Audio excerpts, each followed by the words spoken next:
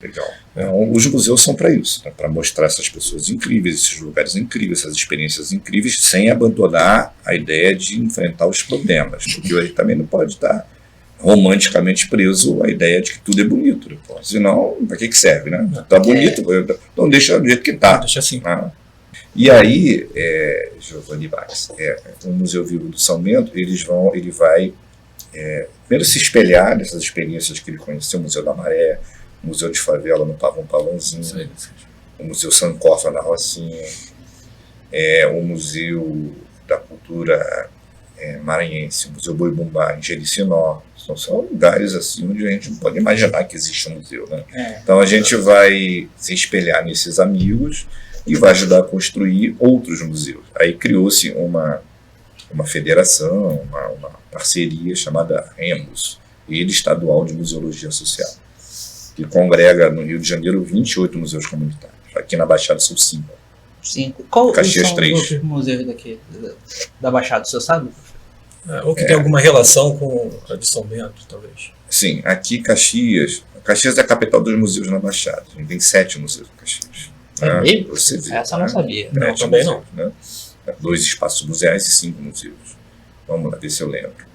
A gente tem o Museu da Taquara, o Museu Duque de Caxias, que é o mais antigo, de 1976, que ele foi criado, mas com coisa de ser um museu clássico, da figura do Duque de Caxias. Né? A gente tem bem depois a criação do Museu Vivo do São Bento, que é o Museu Vivo do São Bento, agora já nos anos 2000. Pouco depois a gente tem o Museu de Ciência e Vida aqui, no centro de Caxias, né, que é onde é o antigo fórum, que são 3. Né?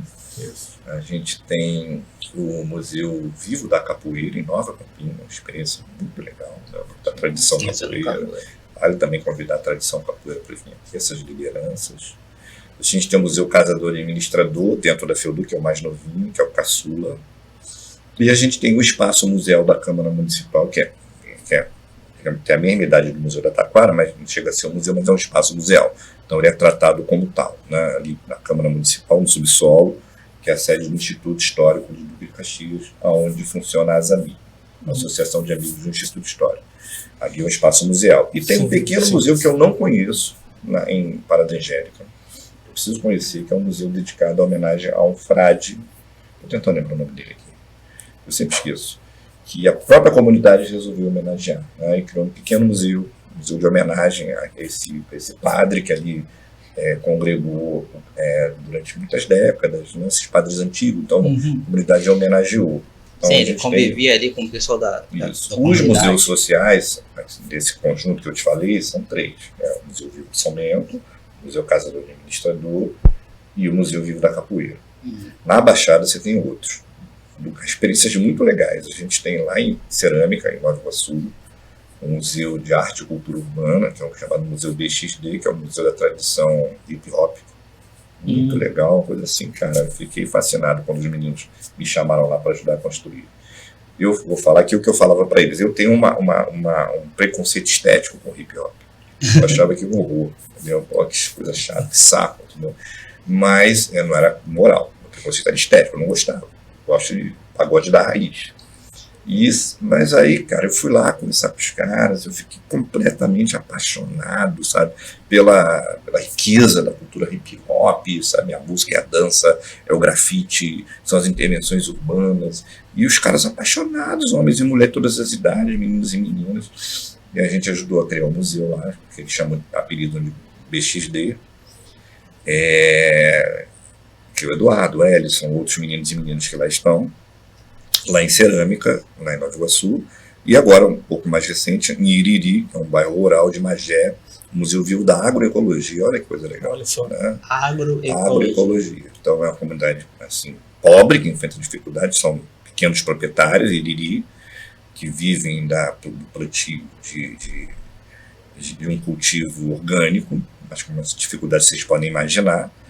E aí, nos visitaram no Museu Vivo do São Bento, fizeram lá um evento conosco, assistiram, ficaram encantados. Professor, a gente consegue criar? Eu falei, rapaz, museu comunitário você cria até na esquina, o museu da esquina.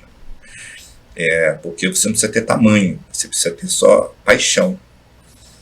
e um objeto que tem a ver com o espírito do museu comunitário, que é você discutir o seu território, discutir sua luta, discutir sua comunidade. Então a gente tem isso aqui na Baixada, mas no estado são 28. E o Museu Vivo do São Bento, como ele é um dos mais antigos, ele agrega mais experiência, ele tem mais estrutura, porque ele é público. Então ele acaba virando um grande paizão desses museus, um grande padrinho desses museus, como nós fomos apadrinhados lá atrás pelo pessoal da Unirio, pelo pessoal do Mário, pelos amigos da Maré. Então é uma troca. Né? Então teve uma grande referência de vocês moram no Pilar, né? Sim, no Pilar. Pois é, o Pilar cabe um museuzinho no Pilar, né? Bonitinho, o Pilar tem história? Bastante história. Tem. O que a gente precisa é agrupar pessoas como professor para dar direção. Para dar o caminho, né? É um pouquinho da minha tarefa ao longo desses anos que eu fico muito feliz com ela, porque a gente vai conversa e se o caminho for um caminho interessante para se seguir, as comunidades seguem assim, muito apaixonadamente. Professor, inclusive em outros estados, a gente visita outros estados para levar experiência. Bem legal isso. Inclusive, a gente tinha conversado, você falou que estava findando essa carreira, né? De professor. Mas o senhor ainda vai continuar lá no museu? Não, pois é, olha que legal, falando do Museu Vivo do São Bento, como é que ele é diferente. Então, lá em 2005, quando a gente estava preocupado em aplicar essa experiência ao acervo e exigindo que o poder... Porque a palavra é essa mesmo, você tem que exigir do poder público. Né? Porque é a tarefa do poder público. A gente não quer só comida, não quer só bebida. A gente quer diversão e arte.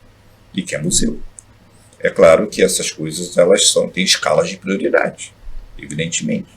Mas o fato de faltar o pão não significa dizer que você não tem que ter arte. Você tem que ter. É o governo que se vire. Ele recebe os nossos impostos para isso. Né? E o nosso município não reclama de recursos. São 540 milhões por mês de arrecadação. Por mês. É o segundo mais rico do estado. Do estado do Rio de Janeiro. Né? Com esse volume. É por isso que o pessoal se acaba na eleição para ser prefeito e vereador dessa cidade.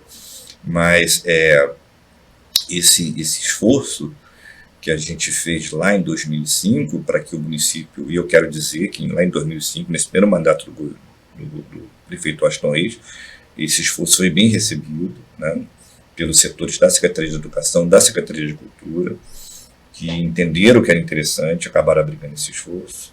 Depois, ao longo do governo do Washington e dos outros governos, isso teve altos e baixos. Né?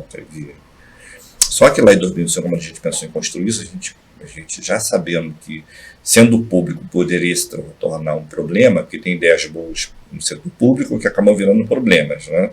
A gente criou uma arquitetura para proteger o museu, por isso que a gente está lá até agora. Então, ele é público, mas ele tem um concurso para você ser diretor do museu. 2 em 2 anos você tem um concurso, que na verdade é um concurso, mas é uma aclamação pública. Uhum. Você apresenta o seu nome, a gente convida todos os associados e as instituições que apoiam o museu, e tem uma assembleia, as pessoas, não é fulano, é Beltrano, e a gente lavra e manda para a secretaria, está na lei.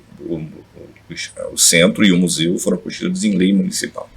Então, por exemplo, em época de eleição, eu não posso ser substituído por um puxa-saco no vereador qualquer. Isso é um grande benefício. Isso salva, né? Muito importante isso. Porque se o puxa-saco quiser ser diretor, ele que vá até a Assembleia no momento adequado e guarda suas qualificações, que tem uma lista de qualificações. Né? Não posso pegar uma pessoa que não conheça de se tornar um diretor. E a outra arquitetura que a gente construiu, o museu ele é gestado por 3 instituições, ele é administrado por 3 instituições, 3 da sociedade civil e 3 do governo. Então não é apenas o governo tem a obrigação legal de provê-lo, e às vezes prover, às vezes não, tem que se virar nos 30, mas tem 3 instituições da sociedade civil que acompanham isso. Uma delas é a Clio, que foi a proponente, lá em 2005 a Clio propôs que é a criação do museu. E aí outra coisa interessante, a gente propôs a criação do museu dentro de uma pauta sindical do nosso sindicato, CEP. Né? Talvez seja o único museu do Brasil que foi criado por uma pauta sindical. Né?